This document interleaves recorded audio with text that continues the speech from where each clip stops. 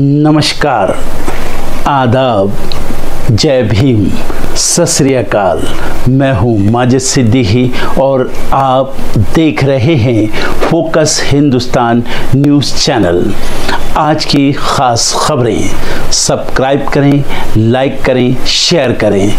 फिर आऊँगा एक ताज़ा खबर को लेकर माजिद सिद्दीकी।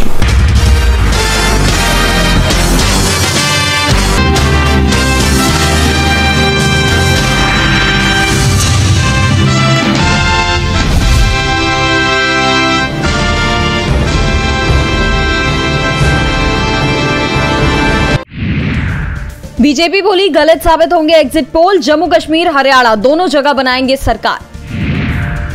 एग्जिट पोल पर बोले दीपेंद्र हुड्डा, बीजेपी शासनकाल में हरियाणा विकास की पटरी से उतरा।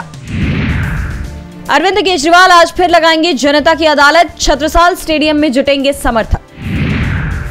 सीएम सिद्धारमैया की दो टूक, बोले विपक्ष के आरोप झूठे, मैं नहीं दूंगा इस्तीफा। आरएसएस चीफ मोहन भागवत का बयान, भारत एक हिंदू राष्ट्र, हमें अपनी सुरक्षा के लिए होना होगा एकजुट। चुनाव के नतीजों से पहले जम्मू कश्मीर को दहलाने की साजिश नाकाम, सेना ने खतरनाक हथियार और विस्फोटक किए बरामद। मुंबई के चेंबूर इलाके की एक दुकान में लगी भीषण आग, 2 मासूम समेत 5 लोगों की गई जान। चेन्नई के मरीना बीच पर आज होगा भव्य एयर शो, वायुसेना के 72 जहाज लेंगे हिस्सा। दिल्ली एनसीआर में गर्मी करेगी बेहाल, मध्य प्रदेश में बारिश का अलर्ट। नासा की खतरनाक चेतावनी, पृथ्वी से टकराएगा बड़ा सौर तूफान। पाकिस्तान में मौजूद अमेरिकी नागरिक अलर्ट हो जाएं, इजरायल हिजबुल्लाह युद्ध के बीच यूएस ने जारी की एडवाइजरी। गाजा पर कहर बनकर बरस रहा इजरायल, हवाई हमले में 5 की गई जान। ईरानी राजदूत बोले गाजा पर हमले रोक सकता है भारत। गाजा में युद्ध विराम की मांग को लेकर सड़कों पर आए लोग, लंदन में 40,000 लोगों ने निकाला जुलूस। हार मानने को तैयार नहीं यूक्रेन, रूसी लड़ाकू विमान को मार गिराया, जेलेंस्की पेश करेंगे विजय योजना। फ्रांस के राष्ट्रपति मैक्रो के बयान पर पीएम नेतन्याहू का पलटवार, बोले उन्हें शर्म आनी चाहिए, उनके बिना भी जीतेंगे। 10,000 मेगावाट की ग्रिड कनेक्टेड बैटरी स्टोरेज क्षमता लगाने की तैयारी, भारत में बढ़ रहा इलेक्ट्रिक वाहनों का प्रचलन। फेस्टिव सीजन में भारतीय बाजार होंगे गुलजार, जमकर होगी खरीदारी, लाखों करोड़ों का होगा कारोबार। यूपी में फिर रेलवे ट्रैक पर रखा गया सामान, संत कबीर नगर में ट्रेन के इंजन में फंसी साइकिल तो ललितपुर में लोहे की छड़। दिल्ली पहुंची नमो भारत ट्रेन, न्यू अशोकनगर और गाजियाबाद के बीच ट्रायल रन शुरू। इंडिगो एयरलाइंस का सिस्टम तकनीकी दिक्कत के चलते हुआ धीमा, उड़ान संचालन बुरी तरह से प्रभावित।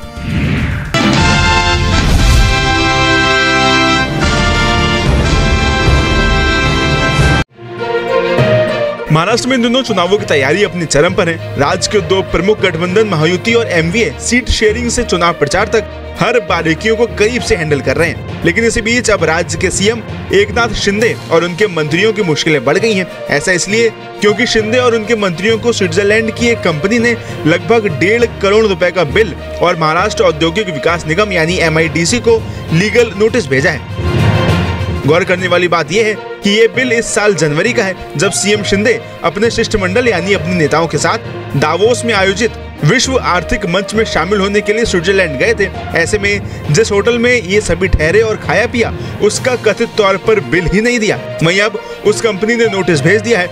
वहीं अगर आपको पूरा मामला बताएं तो जानकारी के अनुसार मामला इस साल की शुरुआत में स्विट्जरलैंड के दावोस में एक वर्ल्ड इकोनॉमिक फोरम का आयोजन किया गया था, जिसमें महाराष्ट्र के सीएम एकनाथ शिंदे और उनके कुछ नेता भी राज्य में निवेश को आकर्षित करने के लिए पहुंचे थे। ऐसे में ये सभी लोग जिस होटल में रुके थे वहां का पूरा बिल ही नहीं दिया, जिसके बाद अब उसी कंपनी ने MIDC, सीएम कार्यालय, विदेश मंत्री S जयशंकर और विश्व आर्थिक मंच यानी वर्ल्ड इकोनॉमिक फोरम को ये नोटिस भेज दिया है। वहीं अपने इस नोटिस में कंपनी ने यह भी खुलासा किया है कि इन नेताओं का पूरा बिल कुल 5 से 6 करोड़ के बीच में था, जिसमें से MIDC पहले ही 3 करोड़ 75 लाख रुपए का भुगतान कर चुका है, लेकिन अभी भी 1 करोड़ 58 लाख का बिल बाकी है और इसी को लेकर लीगल नोटिस भेजा गया है। इसी के साथ स्विस फर्म ने 15 से 19 जनवरी तक आयोजित विश्व आर्थिक मंच के दौरान नेताओं को दी गई सभी सेवाओं के बिल के साथ प्रूफ भी दिखाए हैं। वहीं अब इस मामले के सामने आने के बाद विपक्षी नेताओं ने भी एकनाथ शिंदे और बीजेपी को जमकर घेरना शुरू कर दिया है। इसी कड़ी में आदित्य ठाकरे और एनसीपी के रोहित पवार जैसे नेताओं ने शिंदे सरकार की आलोचना की है। आदित्य ठाकरे ने सरकार पर दावोस यात्रा पर अत्यधिक खर्च करने का आरोप लगाया है। साथ ही राज्य के वित्तीय लेन देन में जवाबदेही और पारदर्शिता की मांग भी की है।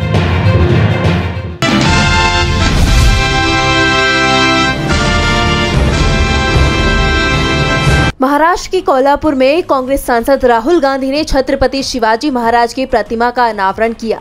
इस दौरान राहुल ने बीजेपी पर हमला करते हुए कहा कि बीजेपी ने शिवाजी महाराज की मूर्ति बनाई जो कुछ दिन में टूटकर गिर गई। ये संदेश था कि अगर शिवाजी महाराज की मूर्ति बनाएंगे तो उनकी विचारधारा की रक्षा भी करनी पड़ेगी, क्योंकि बीजेपी के लोग शिवाजी महाराज की मूर्ति के सामने हाथ तो जोड़ते हैं लेकिन 24 घंटा उनकी सोच के खिलाफ काम करते हैं। राहुल ने कहा कि ये संविधान को बचाने की लड़ाई नई नहीं है। जिस विचारधारा से शिवाजी महाराज लड़े उसी विचारधारा से कांग्रेस पार्टी लड़ रही है। वहीं राहुल ने संविधान सम्मान सम्मेलन को संबोधित करते हुए कहा कि संविधान हमारे स्वाभिमान का प्रतीक है, हमारी शक्ति है, ये हमारे अवसर और अधिकारों का संरक्षक है। हम हर कीमत पर संविधान की रक्षा करेंगे।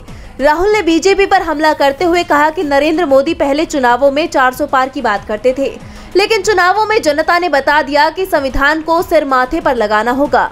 ये हिंदुस्तान की जनता की शक्ति है। राहुल ने अग्निवीर के मुद्दे पर कहा कि अग्निवीर योजना हिंदुस्तान के 90% लोगों के हाथ से पेंशन छीनने का जरिया है। राहुल गांधी ने महाराष्ट्र में चुनावी अभियान की शुरुआत करते हुए बड़ा ऐलान किया। उन्होंने जनता से 50% आरक्षण की सीमा को हटाने, देश में जातिगत जनगणना कराने का वादा किया।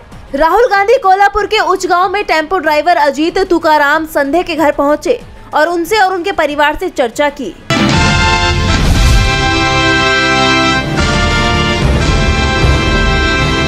हिंडनबर्ग रिपोर्ट के तहत सेबी प्रमुख माधवीपुरी बुच पर लगे आरोपों को लेकर विवाद बढ़ता जा रहा है। कांग्रेस लगातार इस मामले में एक के बाद एक नए खुलासे कर रही है। पार्टी ने सेबी चीफ समेत पीएम मोदी पर भी सवाल खड़े किए। इस बीच संसदीय पैनल की बैठक बुलाई गई। संसद की लोक लेखा समिति पीएसी ने देश में शीर्ष नियामक प्राधिकरणों के कामकाज की समीक्षा करने का फैसला किया है और इसके लिए भारतीय बाजार नियामक सेबी और भारतीय दूरसंचार विनियामक प्राधिकरण ट्राई दोनों के ही प्रमुखों को गवाही के लिए तलब किया है, जिसके तहत 24 अक्टूबर को माधवीपुरी बुच और अनिल कुमार लाहोटी को पीएसी के सामने पेश होना पड़ेगा। ये फैसला ऐसे वक्त पर आया है जब बुच के अडानी के साथ संबंधों को लेकर सवाल उठ रहे हैं, कार्रवाई की मांग हो रही है। ऐसे में कयास लगाए जा रहे हैं कि सेबी चीफ पर इन आरोपों को लेकर सवाल किए जा सकते हैं, क्योंकि संसदीय कार्य प्रणाली में परंपरा है कि संस्थाओं के प्रमुखों को जब भी बुलाया जाता है तो उन्हें संसदीय समिति की बैठक में उपस्थित होना पड़ता है और ऐसी स्थिति में सेबी चीफ के लिए मुश्किलें खड़ी हो सकती हैं।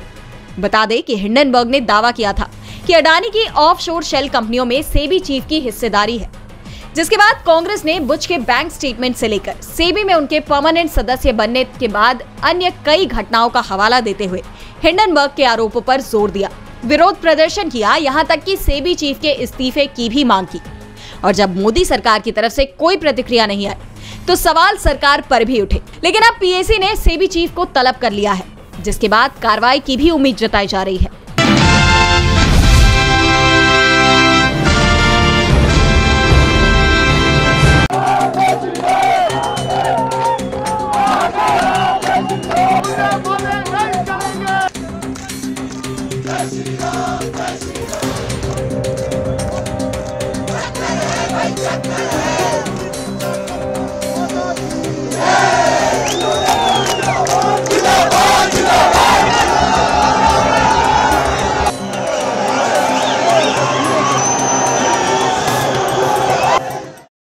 हिमाचल में शिमला के संजौली मस्जिद के अवैध निर्माण को तोड़ने के आदेश शनिवार को नगर निगम आयुक्त कोर्ट ने दिए हैं। कोर्ट में कहा गया कि अवैध रूप से बनाई गई 3 मंजिले मस्जिद कमेटी अपने खर्चे पर गिराएगी। कोर्ट ने कहा है कि मस्जिद प्रधान की देखरेख में 2 महीने में निर्माण हटाना होगा। वहीं कोर्ट ने स्थानीय निवासियों का आवेदन खारिज कर दिया है। कोर्ट ने कहा है नियामक और उल्लंघनकर्ता पहले से ही मामले में पक्षकार हैं। दरअसल शिमला के संजौली में जो 5 मंजिला मस्जिद बनाई गई वह पुरानी छोटी मस्जिद की जगह एक अवैध इमारत खड़ी कर दी गई थी।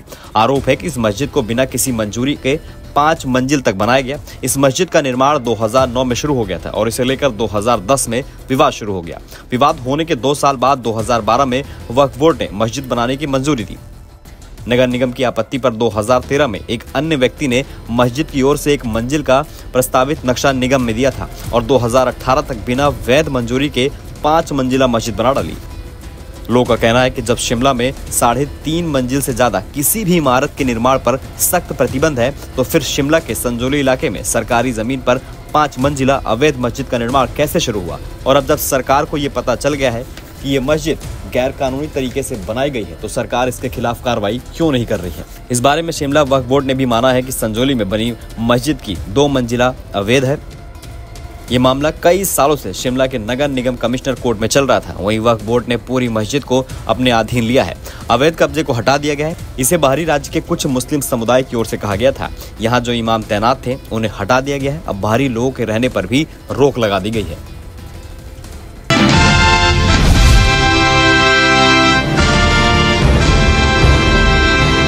क्या ईरान इजराइल पर दोबारा हमला करेगा? अगर ऐसा हुआ तो फिर क्या होगा? दुनिया की सबसे बड़ी खबर इजराइल और ईरान के बीच सीधे महायुद्ध को लेकर है। दरअसल 30 सितंबर को इजराइल के पीएम बेंजामिन नेतन्याहू ने अपने देश के लोगों को संबोधित करते हुए कहा कि इस्लामिक गणराज्य लोगों की सोच से पहले ही खत्म हो जाएगा और ईरानी लोग स्वतंत्र होंगे। जब वो दिन आएगा तो ईरान पहले से कहीं ज्यादा फलेगा फूलेगा। इसके बाद अपने अगले ही दिन ईरान ने इजराइल पर 180 से ज्यादा मिसाइलें दाग दी। इसके बाद इजराइल ने ईरान पर सीधे हमला करने की धमकी भी दे डाली। इसी के साथ ईरान और इजराइल में आमने सामने की जंग छिड़ने की बात कही जा रही है। पिछले 45 सालों से दोनों देश पर्दे के पीछे से शैडो वॉर लड़ रहे थे, लेकिन अब ईरान की अगुवाई में तमाम शिया मिलिशिया ग्रुप इजराइल के खिलाफ खुले तौर पर मोर्चा खोल चुका है। 14 मई 1948 को फिलिस्तीन से अलग होकर इजराइल नया यहूदी देश बना। उस समय ईरान शुरुआती इस्लामी देशों में था जिसमें इजराइल को मान्यता दी थी। 1948 में ही अरब देशों ने इजराइल से जंग शुरू कर दी थी। ईरान इस युद्ध का हिस्सा नहीं बना और इजराइल की जीत के बाद उसने इजराइल के साथ संबंध भी स्थापित किए। ईरान में शाह मोहम्मद रजा पहलवी के शासनकाल में दोनों एक दूसरे के सहयोगी बने रहे। उस दौर में ईरान पश्चिमी एशिया में सबसे बड़े यहूदी समुदाय का घर था। एक समय ऐसा भी था जब दोनों देश के बीच आयात निर्यात होता था। इजराइल हथियारों, टेक्नोलॉजी और कृषि उपज के बदले ईरान से 40% तेल आयात करता था। 1960 के दशक में ईरान के धार्मिक नेता आयतुल्ला ईरान को इस्लामिक मुस्लिम देश बनाने की मांग जोरों से उठाते थे। लिहाजा ईरान के शाह ने 1964 में खुमैनी को देश छोड़ने का आदेश दे दिया। खुमैनी ने इराक में रहकर इस्लामिक क्रांति की शुरुआत की। खुमैनी को ईरानी आवाम का साथ मिलना शुरू हो गया और 1979 में शाह पहलवी को सत्ता से बेदखल कर दिया गया। उन्हें देश छोड़कर भागना पड़ा। इसी के साथ ईरान में इस्लामिक राज्य की स्थापना हुई और शरिया कानून लागू कर दिया गया। ईरान में सत्ता बदलने के साथ ही इजराइल के साथ रिश्ते खराब होने लगे। ईरान ने पिछले कई दशकों में इजराइल के चारों तरफ शक्तिशाली हथियार बंद गुट तैयार किया है। ईरान इन्हें प्रतिरोध की धुरी यानी कि एक्सिस ऑफ रेजिस्टेंस कहता है। इनके जरिए पिछले 4 दशक से दोनों के बीच प्रॉक्सी वॉर जारी है। इजराइल भी इसमें पीछे नहीं है। 2010 की शुरुआत से इजराइल ने ईरान को परमाणु हथियार विकसित करने से रोकने के लिए उसके कई परमाणु ठिकानों और साइंटिस्ट को निशाना बनाया। इजराइल ने ईरान पर हमला करने के लिए साइबर अटैक का भी सहारा लिया। ईरान पर भी आरोप लगते रहे कि वो अक्सर हमास और हिजबुल्लाह जैसे संगठन के जरिए इजराइल पर हमला करता रहता है। 7 अक्टूबर 2023 को हमास ने इजराइल में घुसकर करीब 1200 लोगों को मार गिराया था और 234 को बंधक बना लिया। इसके कुछ घंटे बाद इजरायली सेना ने गाजा पर हमला बोल दिया था। गाजा में हमले के बाद से ईरान ने प्रॉक्सी हमले तेज कर दिए। जवाब में इजराइल ने सीरिया में ईरान के ठिकानों पर हमले तेज किए। इस तरह करीब 1 साल पहले हमास हमले के बाद ही इजराइल और ईरान के बीच जंग की नींव पड़ी और इजराइल और ईरान पर इस वक्त सारी दुनिया की नजरें टिकी हुई है। आगे क्या होगा ये जानना चाहते हैं।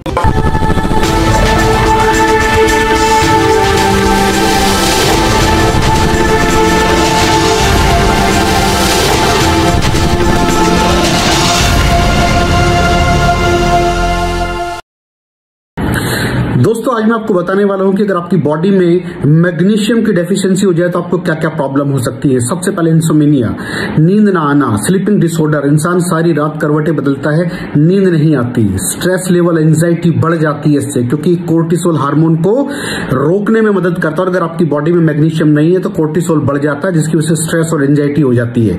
मूड स्विंग्स, इंसान को पता नहीं चलता उसके मूड स्विंग्स होते हैं, थोड़ी थोड़ी देर में गुस्सा आना, थोड़ी थोड़ी देर में चिड़चिड़ापन होना, क्योंकि ये सेरोटोनिन हार्मोन को बढ़ने में मदद करता है। अगर आपकी बॉडी में less magnesium is equal to less serotonin, और सेरोटोनिन हैप्पीनेस का हार्मोन है। अलावा इसके ये फटीग को भी कम करता था। अगर आपकी बॉडी में मिनरल डेफिशिएट है, अगर आपकी बॉडी में मैग्नीशियम नहीं है तो आपको थकावट बहुत जल्दी फील होगी, जरा सा काम करती है आपकी बॉडी थक जाएगी।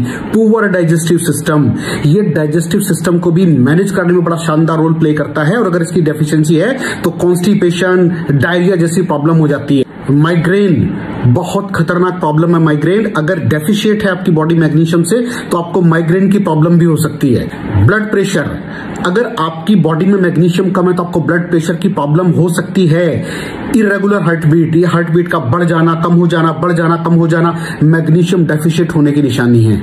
ऑस्टियोपोरोसिस, बोन हेल्थ वीक हो जाती है, क्योंकि आपकी बॉडी का 60% जो मैग्नीशियम है वो आपकी बोन्स के अंदर होता है। अगर आप बाहर से मैग्नीशियम नहीं ले रहे हैं तो आपकी बॉडी जो है वो हड्डियों में से लेना शुरू कर देती है, जिसकी वजह से ऑस्टियोपोरोसिस की प्रॉब्लम भी हो सकती है, आपकी हड्डियां कमजोर हो जाती हैं। और मसल क्रैम्पिंग, मसल क्रैम्प, नस पे नस का चढ़ जाना, मसल्स पे अकड़ जाना, बिल्कुल चलना मुश्किल हो जाता है। तो मसल क्रैम्पिंग भी तभी होती है जब आपकी बॉडी में मैग्नीशियम की डेफिशिएंसी हो। और दोस्त, हमारे यहाँ 90% से ज्यादा लोग मैग्नीशियम डेफिशिएंसी के शिकार हैं। कहां से मिलेगा मैग्नीशियम, कितनी मात्रा में लें, किस क्वालिटी का लें? तो उसका जवाब है वेस्टीज प्राइम CMD।